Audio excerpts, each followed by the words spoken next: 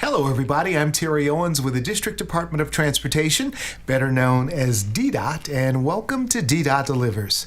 Each week we take you inside one of the district's largest government agencies for a look at what we're doing to serve residents and visitors of the District of Columbia. Today our guest is Matthew Marcou, Associate Director, Public Space Regulation Division at DDOT. Matthew, welcome to the show. It's a pleasure to be here, Terry. I really don't know that we can cover all that you guys do in a half an hour, but I certainly want to give it a shot. For people unfamiliar with PSRD, tell us about the different branches that make up that division. Sure. The Public Space Regulation Division manages private users of public space. So those are things like utilities, developers, people who need to reserve curbside space to move into the district. And it's managed through 4 offices. There is a Public Space Permit Office, a Public Space Plan Review Division, a Public Space Customer Relations Division, and a Public Space Inspections Division. So your agency, your division, literally touches much of everything that goes on in the district. Is that correct? Absolutely. We issue tens of thousands of permits annually, and we inspect tens of thousands of locations annually. How do you encourage the public to best engage with you for people that have to access the system? Well, one thing that we made a priority in our organization when we were first created about 10 years ago was the development of an online portal where everything is available. Our motto is that we love you, we don't want to see you. We want to work on your schedule, not ours. So, for example, all of our permitting can be done online. All of our printing of permits, payments can be done online. People don't need to come to our office at our schedule to be able to put in applications, to process applications, or to pay for them. In addition, we also have kiosks at every MPD station across the city that allow people to print their emergency no parking or reserve parking signs 24 hours a day, 7 days a week at any MPD station. Talk about how that technology has evolved over the years, because it's changed, hasn't it? Absolutely. When I first started in 2004 with the department, we were obviously paper-driven. Every paper application, there were multiple different types of applications. There were multiple different plan sets that needed to be received because we needed to send those same plan sets to multiple reviewers at the same time. So very early on in 2005, we developed what would be the prototype of our online permitting system. And it first handled one category of permits, which are for oversized, overweight vehicles. So we issue one element of what we do in permitting is we manage commercial vehicles like dump trucks and concrete trucks that take a toll on the right-of-way. So we put that system online first to work through the kinks, get used to an online system, and then later on we developed a more robust, complete online permitting system. And that system now is touching how many businesses, people on an average day? Well, on an average day we probably have about 1,000 active permits, depends on the type of permit, and they are obviously all across the city. The interesting element about them is that they really are everything from a person moving in who wants to reserve curbside space for their moving truck or mobile storage container, all the way up to major utility infrastructure projects and development projects and everything in between. Wow. You are listening to DDOT Delivers on 96.3 HD4 and DCRadio.gov. I'm Terry Owens. We are talking with Matthew Marcou, Associate Director of DDOT's Public Space Regulation Division, and we are delighted to have Matthew in studio with us. Matthew, permits are everything to operate in the District of Columbia. What's the biggest problem that you see people having trying to access permitting? One thing we are trying to improve in our system, because everything can always be improved, is to help people navigate what type of permit they need before they submit an application. So we're working through a protocol on sort of a question and answer series that will help people really narrow in and focus in on the type of permit they need. That's especially true for the less sophisticated users. Developers and utilities are very familiar with our system, whereas the simple homeowner who needs to do some work at their house might not be as familiar with our system. We don't expect them to be, and so we want to make it as user-friendly as possible for them particularly. Mm-hmm. And how might the public engage you guys out in the field? How would they know Public Space Regulation Division inspector from John Q. Public? Well, first, all of our inspectors have badges and are sworn in to be able to investigate and to take enforcement action related to public space regulations. In addition, our inspectors are visible in their DDOT vehicles, and they are typically available whenever they're in the public.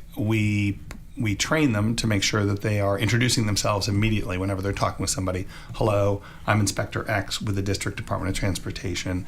Present their badge, present their ID, and make sure that people know who they are and why they're there. How large is your team now? It is approximately 75 people altogether. In terms of inspections, it's about 25, including managers, and then the other 50 handle permitting and plan review and customer relations. And while there's a strong online component to what you're doing, there's still a lot of people that really enjoy the face-to-face, I need to talk to a real person. How does an individual access the system if they want to do that? Sure. So our office is at 1100 4th Street Southwest for permitting. It's also where our plan review group and our customer relations group is. And that's primarily where people are going to do face-to-face interactions. They might want to meet with a person to find out what type of permit application. They might want to go over their materials in advance of an application, or they might have a meeting with somebody to go over an application that's in process. So they can come to 1100 4th Street Southwest. We're situated on the second floor permit center with DCRA, DC Water, several other agencies. And in addition, we have an office on the third floor for people who need to do something more in depth, need to have a deeper discussion with our plan review group. We also offer something called a preliminary design review meeting, which allows people who have a bit more complex or nuanced application to submit their application materials in advance, get a face-to-face meeting with a variety of reviewers at the same time, go over the plans in more detail, and then get guidance on how to modify their plans so that when they submit them, they're in a state that's more readily permittable. Okay. If you are just joining us, we are talking with Matthew Marcou. He's the Associate Director of the Public Space Regulation Division for the District Department of Transportation. I'm Terry Owens. This is DDOT Delivers on 96.3 HD4 and DCRadio.gov. We're going to take a quick break, come back in just a moment. Stay with us. Welcome back, everybody. This is DDOT Delivers on 96.3 HD4 and DCRadio.gov. I'm Terry Owens. Our guest today is Matthew Marcou, Associate Director, Public Space Regulation Division for the District Department of Transportation. Matthew, a big part of what you guys do is make sure the public is safe around construction zones. All of those projects have to be permitted, and you stay on top of the contractors to make sure they are doing what they need to do to make sure that the public can get around those projects and that it's safe in doing so. We hear a lot on social media about concerns from the community. If a person sees a construction site and they've got some concerns, what should they do? Well, we always strive to be as safe as possible in the right-of-way. And as a result, we have team members who are dedicated to responding to safety issues as quickly as possible when we receive complaints or concerns. So obviously they can use DDOT's Twitter handle. They can also contact us through DDOT's main line and be transferred to they should ask for our public space inspections group and be transferred to our public space inspections group to report an issue or concern. In addition, they can email DDOT and we'll get that response quickly. Our goal is to always let people know that we've received the notice, and then when we're on site, and then when we've identified and what resolution we've come to. Anyone who knows anything about DDOT knows that our highest priority is public safety. We want to make sure that people who are traveling through the district, who are using our transportation network, are as safe as they can be. And I know your guys are out there. What's the message you give to contractors when they come in and they start these projects and you've got people who are trying to traverse sidewalks or get down streets that have been reduced in lanes? What's the message to contractors? So the message to contractors is always the same. The earlier you inform the traveling public about what they're going to encounter, the clearer your message is about what they are going to experience, and the more consistent it is with what they experience, the safer it is for everybody, provided, most especially, that all of that fits within the framework of how pedestrians, cyclists, and motorists must be accommodated safely through work zones. And you not only have the power to issue permits for these projects, you also have the ability to shut them down. Tell me about that. So we do have the authority to shut down essentially any job in the District of Columbia in public space for a lack of safe traffic control, traffic management. Our inspectors use that when they come across something that is so egregious it cannot be corrected in the field, or something that is so substantial that it requires bringing additional resources. The most important element about having an authority like that is making sure that you're using it judiciously. You don't want to shut down a person when a simple relocation of a sign or the adjustment of some cones can create a safe accommodation. However, we also never want to compromise safety for anything. So if we come across actors who might be repeating the same offense, that might be an opportunity to educate, and it's better to educate before they go back out into the field, which is another place where we might use a stop work order or a notice of violation. What I want to make sure everybody understands is that there is work that has to happen in the right of way, and the work itself has to happen safely. So there are OSHA requirements, there's electrical code requirements, there's PHMSA, I was going to start going through some acronyms, so Pipeline and Hazardous Materials Safety Administration requirements. So there's a lot of complex safety requirements that have to fit together.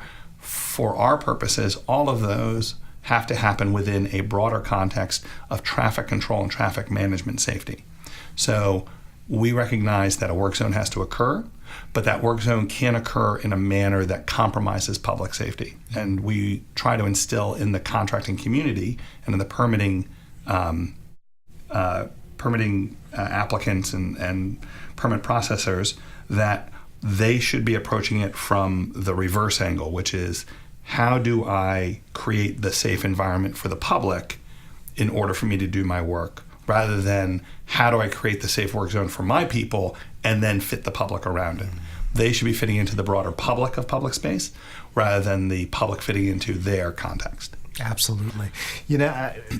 In your role, you've been a party to the tremendous economic development that's gone on in the district.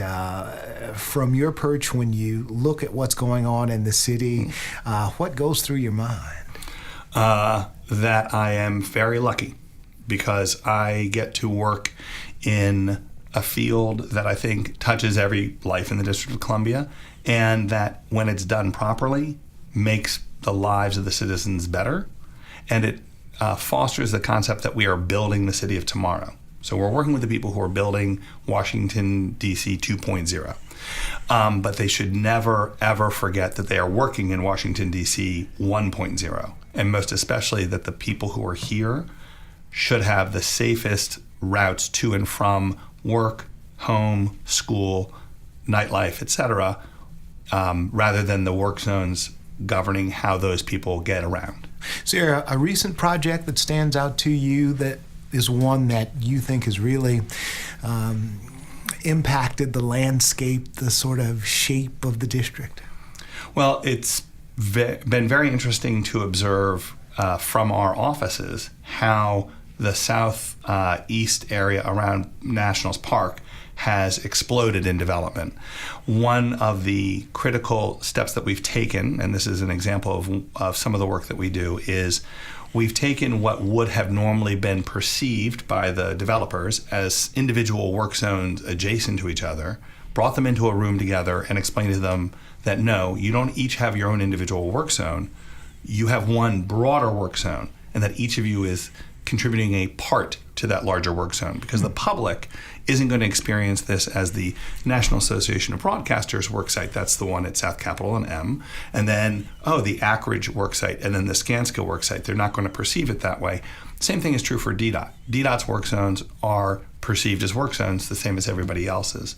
So our goal has always been to make sure that when there are people working so close to each other, that they are working in a manner that their work zones are seamless. obviously nobody is perfect, and so we always appreciate hearing where there's a circumstance that we could make safer, and so that we can then bring those people in where a new work zone might be starting, where there's an existing work zone, and we can bring people together to make them work more safely in the broader public space. You had an opportunity recently to make a bit of history at the agency with a promotion. Young lady advancing up the ranks at DDOT. What was that about? Why were you so excited? I was excited because we were able to promote to Chief of Inspection Stacey Collins. Ms. Collins has been with the Department of Transportation and previously with DC Water for quite a while, and she's held a variety of positions within the department. One of the most rewarding elements about promoting Ms. Collins to chief is not only that she moved from being an inspector to being a supervisor to being chief, but also to recognize that she was bringing a wealth of knowledge above and beyond just public space and public space inspections, and that she's a natural leader in her team. She is a great and very forceful advocate for public space, which is exactly what you want in a chief of inspections. But most especially, what I found most rewarding is that her promotion was based on her and her accomplishments and who she is as a leader and who she is as a person. It was not to check a box. It was the fact that we got to check a box while we were promoting a person who absolutely deserves that position, and I couldn't be happier with the work that she's done, the leadership she's shown in advance of becoming the chief, and the leadership she's shown as chief. All right. Spectacular. You're listening to DDOT Delivers on 96.3 HD4 and DCRadio.gov. I'm Terry Owens. We're going to take a quick break and come back right after this. Stay with us. Welcome back, everybody. I'm Terry Owens. This is DDOT Delivers. Our guest today is Matthew Marcou. He is the Associate Director of Public Space Regulation Division at the District Department of Transportation, and he's been in studio with us here today, and we are so grateful to have you, Matthew. I just, before we get to the end of the show, just want to say thank you for coming in. I know you're a busy man. I appreciate it very much, especially the opportunity to let the public know about the great work that the department does on their behalf 24 hours a day, 7 days a week.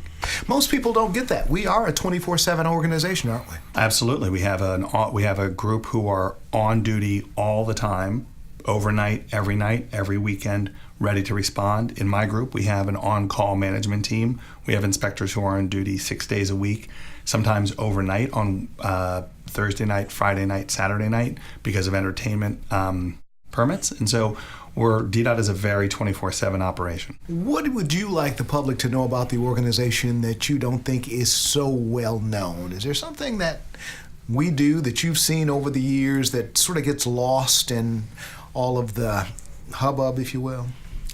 So one thing I think that distinguishes the department, as I've experienced it, and I can't say that this isn't true of other agencies. I'm certain all the other agencies are great in their own way.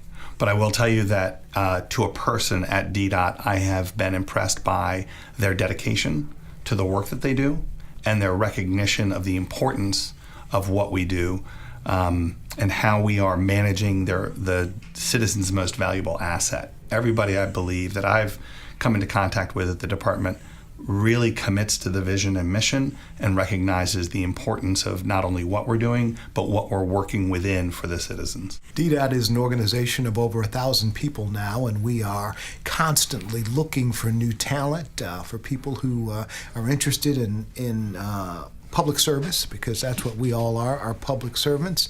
But I suspect there are a good many who don't have a clue as to how to begin to think about opportunities in transportation. And I'm talking now, I think, more to parents who've maybe got kids in high school who are kind of struggling to find themselves. If you're talking to a parent, what would you encourage them to push their child toward if they were interested in a future in transportation? Well, I'd start with the fact that transportation touches all elements of life. One of the famous quotes in transportation is that everybody's a pedestrian at some point during the day. So when you think about transportation, people will think trains or cars or buses. it's so much more than that. And the transportation and the part that I work in, for example, is very much about space and spatial relationships of elements, like where do sidewalks go in relation to trees, and where do trees go in relation to streetlights, and where do streetlights go in relation to signals and meters, et cetera. And that it's kind of a very complex fabric with a lot of threads. So in part, a parent doesn't necessarily need to worry about one vocation. It would be helpful to think, what does my child like to do? And then identify where a career in transportation can fit that. For example, in my group, I've got people who are always in the office, and I've got a group of people who are always in the field. So a person doesn't have to be either one or the other in order to gain a foothold in transportation through my office, for example. Mm-hmm. So I think it ultimately does come back to, what is your child interested in? I would say that I would recommend that parents look toward giving their children a solid foundation in things like basic math. If they are interested, the ability to read plans is a very valuable tool, because no matter who you are in my group, you need to be able to read a plan. So you need to be able to look at something and identify whether it's to scale or not. So those kinds of things are very valuable. Tell me a bit about your journey. How is it you came to be at the District Department of Transportation? Did you know as a tyke running around that you were going to be working in a transportation office, managing a division, leading a team of nearly 100 people? Yes, I did. I knew very early on. I would have to say it was my red wagon. It was that first red wagon. No, I chanced into this position, but once I realized where I was, I saw both a natural progression and a natural fit. I've had a very, let's just say, unique path to the Department of Transportation. I used to work in furniture manufacturing, and I've worked in banking, and so I've worked in a variety of jobs, but all of them, when I realized at their core what they had in common was customer service. And public service is customer service, right? We work for the public, and they are our customer, as well as the applicant, as well as the contractor in the field. So our goal is to always make sure that, for me, customer service became a natural fit. And once I got into the department, I recognized how important it was, and I'm a native Washingtonian, so I couldn't be happier working for the most important department in the most important city in the history of ever. Did you hear that? Did you start in public space, or did you move around a bit? I've always been in public space. I worked in our policy group for a period, and then came back to public space. Okay. And you were named Associate Director? In 2016. Okay. So a little over 3 years. Fantastic. We are talking to Matthew Marcou. He's the Associate Director of the Public Space Regulation Division at the District Department of Transportation. We've been having a conversation about different roles and opportunities within the agency. We've been talking about the importance of the work that his team does. And Matthew, if you could say something to the men and women of your division out there as they go about their daily task, what would you say? It's more what I would say to the public as well as to them, and it is absolutely true. They are the best team in the business, period, bar none. They work exceptionally hard. They have to take on all comers, regardless of how those people are feeling, whatever they've experienced during the day, whether that's in the field or in the office. And their goal and job is always to provide the best customer service that they can to any client and every client, again, going back to the fact that it could be as simple as a moving truck all the way up to the most complex multi-year projects that developers and utilities have. But everybody deserves the same attention, everybody deserves the same focus, everybody deserves the same support, and everybody deserves the same safety. Do you guys play a role when we have major events here in the district? Absolutely. Our team is a big supporter of the broader special event programs that the District of Columbia government works to bring, both large and small. Classic example would have been All-Star Week last year. Our office was deeply committed to things like how would construction happen for cabling that the media trucks had to have going from Nationals Park across First Street to their media park to the east, as well as where would buses line up to be able to pick up and drop off passengers, not only at National Park, but at the satellite hotels. We also work on all of the different district special events, and it's just a pleasure to see that mix within the district of all of the events that we get to work on. And for people with questions about Public Space Regulation Division, again, what's the best way to learn about your branch? Well, I think the best way to learn about our branch is to go to ddot.dc.gov and look through the information related to all of the different organizations within DDOT. We're called the Public Space Regulation Division, but there's a wide variety of groups you can learn about there.